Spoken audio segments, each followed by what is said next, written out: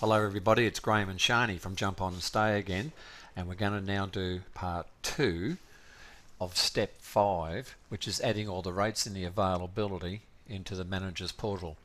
Now you recall that we've already created our room. We created a 1-bedroom apartment, and we also created our seasons. If you recall, there was September school holidays and Christmas school holidays, and now what we're going to do now is attach rates and any extras and the availability to each tariff type. Okay, so straight away, so what Shani's going to do here, and there's quite a few options that's available to you here. The first option that Shani's going to show you is if a property is the same rate per night. In this case here it's $100 per night, and it's a minimum of 1 night stay. So you would fill out $100 into each box. So the example would be if someone stays 4 nights, multiply that by $100, it's $400. If someone stays 2 nights at $100 per night, it's $200. And because you filled out night 1, it means it's a stay of minimum of 1 night. If you've got a stay of a minimum 2 nights, what you simply do is zero out that first night. The software realizes then that you have specified a minimum of 2 nights stay, and then it would calculate at 2 nights times 100, which equals $200, and so on and so forth.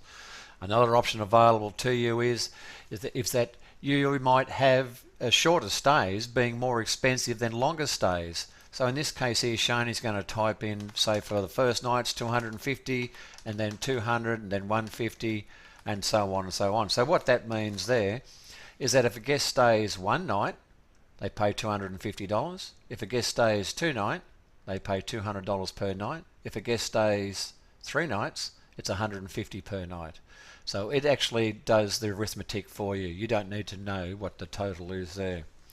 So that's the options there available to you based on a per night. And also, you still can have, if a minimum stay criteria, let's say in this case that it might be a minimum 3 nights, but you still can have it at a higher rate based on a 3-night stay and than it is for subsequent nights. So there's quite a few different options there available to you regarding a per night. The other option that you can set up your tariff now also as well is the rate is determined by the day of the week. In this case here, Shani's going to enter in a tariff of $100 for Monday, $100 for Tuesday, $100 for Wednesday, $140 for Thursday, $180 for Friday, $200 for Saturday, and $100 or $200 again for Sunday. So that means that if a guest stays on a Friday and Saturday night, that they'll pay a total there of $380.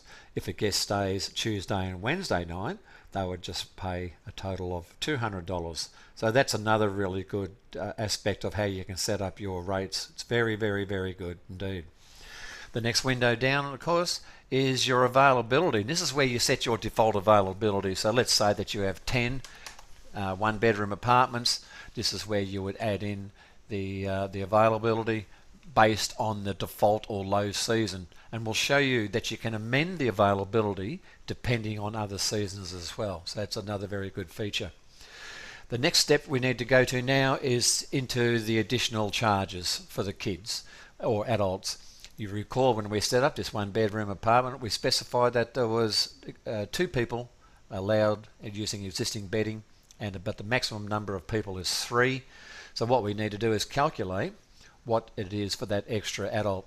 Now if you have a child policy and an adult policy, this is where you can set up a different price if there's an extra child staying, or a different price for the adult staying, and you can change the tariffs accordingly. So in this case here, Shani's going to put in $30, and you can, in the drop down menu to the right here, that can be either per night or per stay.